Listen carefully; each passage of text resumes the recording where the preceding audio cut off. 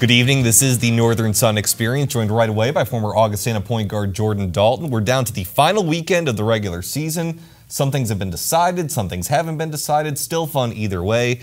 We're going to start on the men's side with Augustana, your alma mater. They clinched at least a share of the regular season title. Dan Jansen became the NSIC's all-time leading scorer, so everything's looking good for the Vikings. So looking ahead to these final two regular season games, how should they approach it? Well, first of all, I just want to say congrats to Dan Jansen. Just speaks to the work ethic that kid has put in each and every day that he stepped on campus. And so you want to congratulate him on having, obviously one of the most storied careers in Augustana and the NSIC history.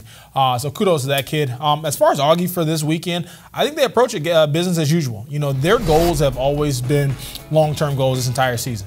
They've said from the beginning they want to be one of the final 8 teams playing in Frisco, Texas for the Elite Eight. And so I think they approach this weekend as business as usual. We saw what happened a couple of weeks when they didn't come out in top-notch form. They were able to get beat by Northern State. And so I think they understand once again that once you get into regional play, it's a one-game season. And so they don't want to take any steps back. They don't want to relax or anything like that. Obviously, just want to stay healthy, but they do still want to come out with the same intensity that they've come out with each and every week. They got Upper Iowa and Winona State this upcoming weekend. Casey Schilling, by the way, named South Player of the Week. Either him or Jansen has been the South Player of the Week 8 of the 13 weeks, so it just shows their brevity there. So MSU Moorhead clinched the North Division with a pair of road victories. They have an outside chance of a share of the regular season title. If they win both games, Augie loses both games. Probably not likely to happen, but that being said, how should MSU Moorhead approach this final weekend? Once again, I still think they want to go into the conference, conference tournament on a high note, and so they want to continue to play the same way they have been as far as a high, potent offensive team. They're already averaging 88 points a game and shooting the ball at 50%, from the field. So they've been a great offensive team the entire season. So they want to keep that chemistry going. I think the only place that they can maybe gain a little bit of an advantage is on the defensive side of the ball, as far as creating turnovers. They only average 4.5 steals per game and 3 blocks per game. And so I feel like when you have Isaac Seavley in the back line protecting the rim, it should give you an opportunity to really get out there, pressure the ball a little bit, be a little bit more aggressive in passing lanes to maybe create some easier offensive opportunities off of turnovers. Other than that, once again, we talked about it. These two teams have very, very high expectations themselves, and so I don't think you'll see any let up in this final week. You mentioned Seavley. He won his second North Division Player of the Week, and he still leads the conference in scoring. Well, moving outside of Augustana and MSU Moorhead, there's a logjam for second place in the North Division behind the Dragons. UMary, Northern State, Minnesota Duluth, all 11-9 right now. After this weekend, which one of those 3 teams is going to emerge as the second seed in the North Division? Yeah, I would put my money on Northern State. We've obviously seen that they can play and beat some of the best teams in the conference, especially at home. I think they've been a good team all season, but they've been a great team at home this season. They've won their last 6 home games, and they're finishing the season out with obviously a 2-game homestand. And so I think they just need to find out a way to bottle that type of intensity and focus that they play in Aberdeen when they play on the road. So they've been a consistent offensive team the entire season as well, shooting the ball 49% from the field and also 42% from the three-point line. So I think that consistency on the offensive end and their effort on the defensive end has been what's able to keep them in each and every game. But they have to kind of find a way. Obviously, the conference tournament is going to be not going to be in Aberdeen, so they have to find a way to play with that same type of intensity, focus, and effort on the road as they have in Aberdeen this year, or this entire season. So you like the Wolves out of that log jam. Now, it doesn't really matter what seed they get. Considering they beat Augustana, could they be the most dangerous team knowing that this is the team that had the blueprint to top the best team? Well, I think they can be one of the most dangerous teams because they play so hard. We always talk about that. Effort takes over or overcomes a lot of mistakes that you can make on the basketball court. And I think when you look at the way the Wolves play, they never feel like they're out of any game. And from the tip of the basketball, they're out there, they're playing hard, they're going to be physical with you, and you're going to know they're there to play hard, and it's going to be a game for 40 minutes. And so I think when you have a team like that, obviously they have the offensive ability to score, with some of the best teams in the conference, but they also have the intensity and just the mindset that, hey, we can beat anybody because we've proven that. It's just a matter of going out there and playing for 40 straight minutes. Last season was no different. They took Augie in overtime in the conference tournament. Right. So they know they can play with these teams, and they're not going to be afraid of any moment. And so I think the Wolves are a very dangerous team. They just have to figure out how to have some type of focus on the road this year. So Northern State definitely a team to keep an eye on. Well, is there a matchup or a team that you're watching on this final regular season weekend in particular? Yeah, I would say the University of Mary. And we talked about it. They started the year out just absolutely phenomenal, and one of the best starts in school history. And then they just hit a logjam or losing streak there, losing 6 straight conference season games. And so I really think that just kind of took the air from under them. They were able to get 2 wins this past weekend, so kind of get back to their winning ways. They in their final 2 games at home. And I just think with their offensive firepower, both inside and out, I think they could also be a dangerous team come playoff time. But they really, really have to get back to those winning ways. I thought this past weekend was a great start, and hopefully they can continue that streak this upcoming weekend. Yeah, people seem to forget they beat MSU Moorhead in Moorhead, and then that started that 6-game losing streak, as you said. So the Marauders, a team to keep an eye on this final regular season weekend. Well, when we come back, Jordan's going to break down the weekend that was in NSIC women's hoops. The Northern Sun Experience on Midcoast Sports Network is presented by Sanford Orthopedics and Sports Medicine and Dakota Land Honda.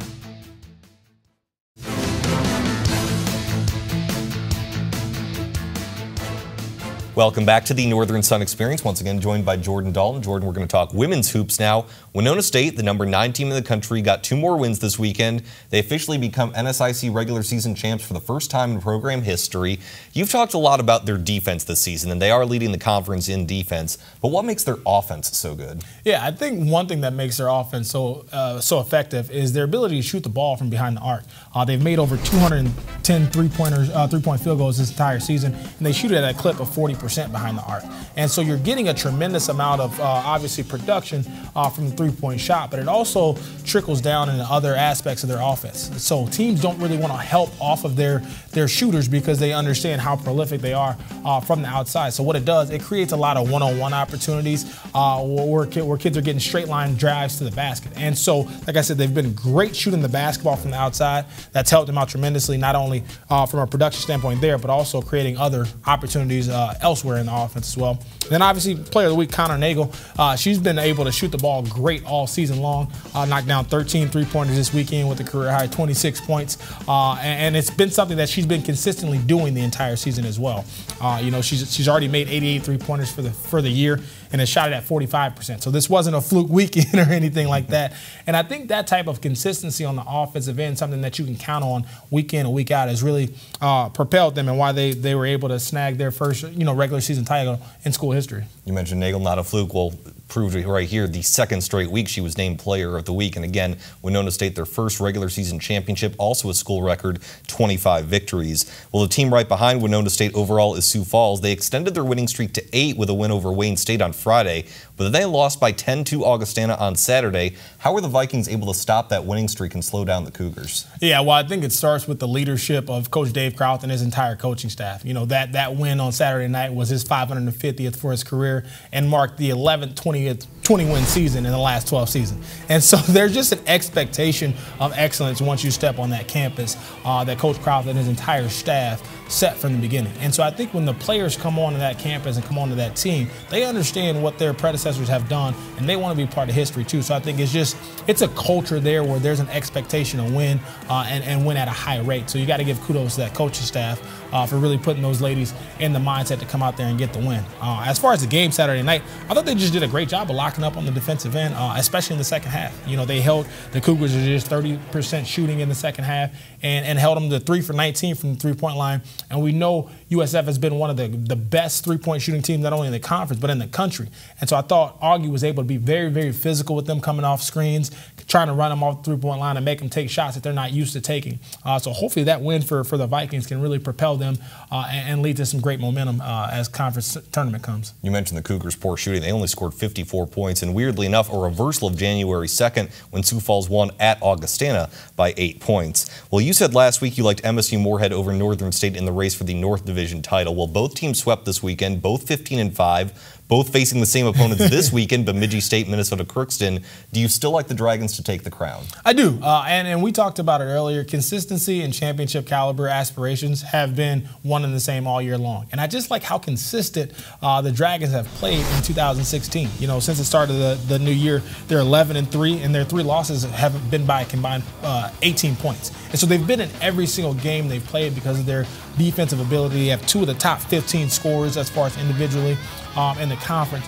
And so I just think their ability to come out and stay in every single game on the defensive end, and then they have a two-headed monster on the offensive end, I think that really gives them the edge. Understanding that Northern does have the tiebreaker, as we talked about, I like how consistent and how hard they've played in every single game this year, and that's why I do like the Dragons to still come in second place there. Again, seeding doesn't really matter all too much when it comes down to the conference tournament, but at the same time, there's still a tiebreaker to be had. Well, as I mentioned, this is the last regular season weekend. The only thing that we know is Winona State's the #1 seed in the South and the #1 seed overall. So which team in the NSIC has the most to gain this weekend? Yeah, I'm going to go back to Augustana. They come off a great weekend where they get a sweep and they, like I said, beat one of the top teams in conference. Now this weekend they have 2 home games, one of them being against Winona State Saturday night. And so we talk about how momentum and confidence, some of that is immeasurable come playoff time. And I think if they're able to get a sweep at home, with including beating the #1 seeded Warriors on their home court,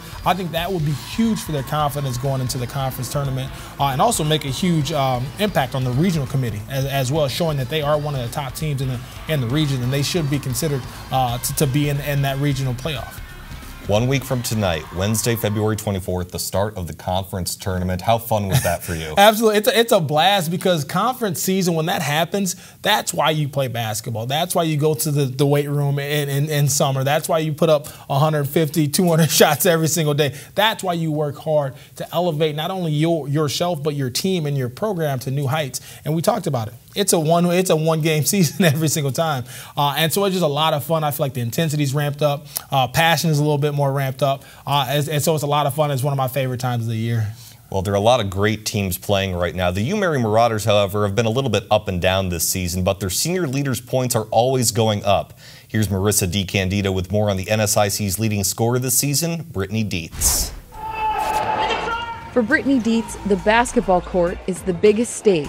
The thing about Britt is when the lights come on and it's time to practice or play in a game, between the lines she's going to be right up there with the best people that I've ever coached as far as just example and leadership and hard work. From her days of dominating North Dakota Class B basketball at Beach High School to her successful career at the University of Mary, Dietz has always been the go-to player on the floor. She's strong-willed, and Britt, she's not a vocal leader necessarily, but she's, like I said, she's someone that will really lead by example. For Dietz, the choice to play at UMary had just as much to do with her family as it did with herself.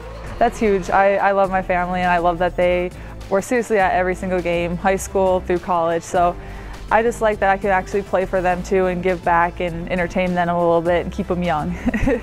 And they've been able to watch her become one of the top players, not just for the Marauders, but in the entire Northern Sun. This year, she's leading the conference in scoring. I like to get buckets.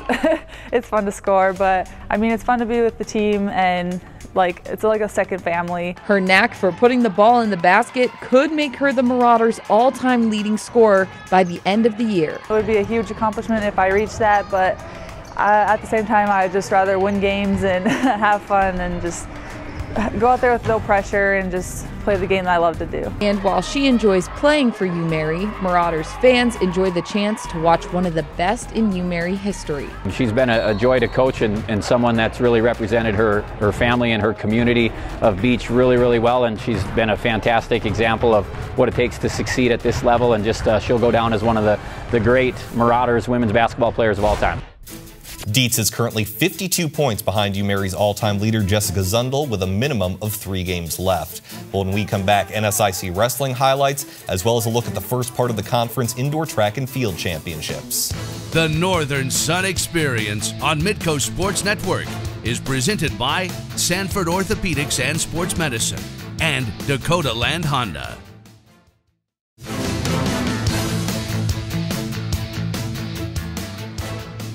Welcome back. The first part of the NSIC's Indoor Track and Field Championships wrapped up this past weekend with the multi-event championships at Minnesota State in Mankato. On the women's side, Augustana freshman Olivia Montez Brown took home the conference title in the pentathlon, finishing with 3,641 points. Brown finished first in the 60-meter hurdles and the long jump, while also earning top 5 finishes in the high jump and the shot put. As for the men, Concordia St. Paul junior Tyler Namowitz was crowned the NSIC's Heptathlon champion with 4,926 points. Namowitz finished second in the shot put, third in the pole vault, as well as 4th in both the long jump and 60-meter hurdles. The individual events portion of the championships will continue on February 26th. Well, some NSIC wrestling teams are starting to stick out down the stretch of the regular season. That includes the number 16 team in the country, Minnesota State. They traveled to Aberdeen to take on Northern State last Thursday. At 133 pounds, it's the freshman Paul Selman earning his team record 22nd win of the season over Carson Henry with a close 8-6 decision. And then at 157, number 7 Matt Mincy bounced back after a loss the previous week, taking down Blake Perriman by major decision. While Northern was able to win some close matches, the Mavs came away with a victory, 33-6. A top 10 showdown pit number 8 Upper Iowa at number 2 St. Cloud State Thursday, but this one was all Huskies. At 125 pounds, the number 1 wrestler in the nation, Tim Prescott, takes down Malik Williams late to get the pin. St. Cloud State was up 17-0 at that point, and then at 165, it's the Huskies' other number 1, Clint Poster, locking up with Zach Bennett's. Poster eventually turns things around and gets 2 quick points, followed by a quick pin. St. Cloud State captures its 5th straight NSIC Wrestling Championship with a 35-3 victory over Upper Iowa. Coming up next, we go under the Northern Sun at St. Cloud State. The Northern Sun Experience on Midcoast Sports Network is presented by Sanford Orthopedics and Sports Medicine and Dakota Land Honda.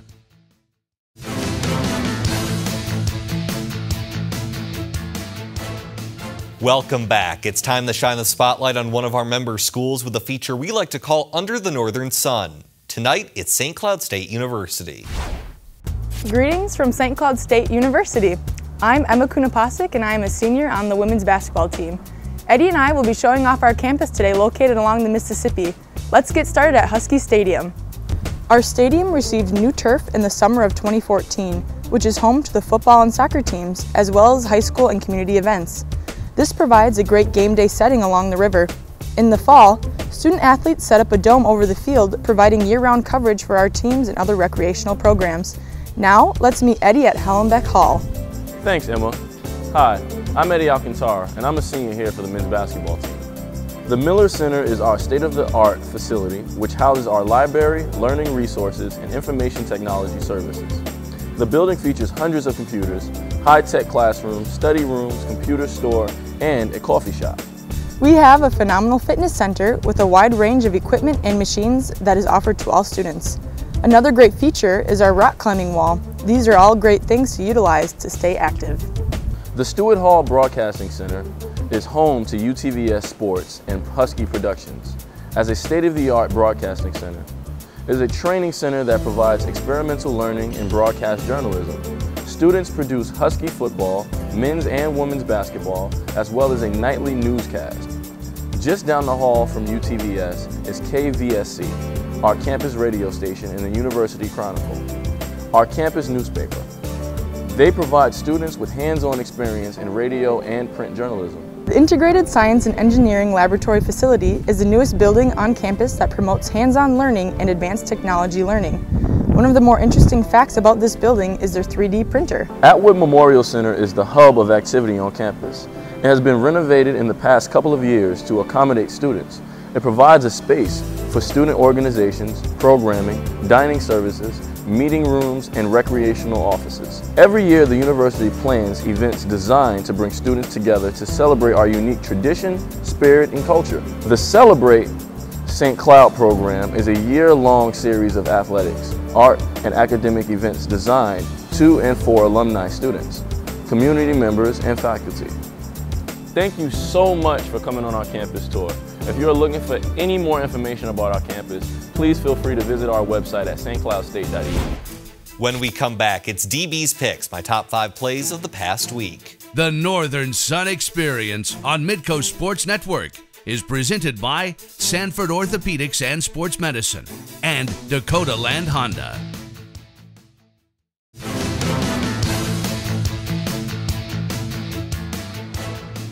Welcome back. It's time for DB's Picks, my top 5 plays of the past week. At number 5, Jimmy's got ups. Upper Iowa's Jimmy Roth comes sweeping in with a huge rejection of Concordia St. Paul's Cole Olstad. Check it out from a different angle. Roth comes out of nowhere and skies high for the block. These are Jimmy's training shoes, and this is Jimmy's play at number 5. For number 4, Concordia has a little more luck on this fast break. Off the steal, the ball ricochets off Diallo Powell's foot right to Brendan Matthews for the lay-in. We'll slow this one down as Powell and Upper Iowa's Jace Hanna go after the loose ball. The ball hits Powell's shoe and bounces right to Matthews, who glides right in. This plays quite the kick at number 4. At number 3, 3 straight passes from Northern State lead to an easy bucket for Paige Watashik. Here it is again. Watashik starts at the top of the key and goes to Bethany Crossweight, down low to Miranda Ristow, and back to Watashik on the back cut. The Wolves' Widely execution checks in at number 3. For number 2, Brendan Pineda spins like a piñata. The senior drives, spins, and somehow gets the reverse layup to go, plus the foul. Check it out one more time. Pineda spins and leans into the Northern State defender, managing to put up an awkward shot that somehow goes in. Pineda's Piñata act earns the number 2 play of the past week. But our number 1 play comes from a wild Warrior finish. Off the missed free throw, Winona State's Riley Bambanek brings it down, pulls up, and buries the game-winning 3 at the buzzer to top Minnesota State. Here it is again, down by 2 in overtime. Bambanek takes the outlet, creates some space at the top of the key for the winning 3. So not only does Riley save the day, but he also gives Winona State the number 1 play. Once again, a thank you to all of our NSIC member schools for their time and contributions. We'll be back next week right here with another Northern Sun Experience.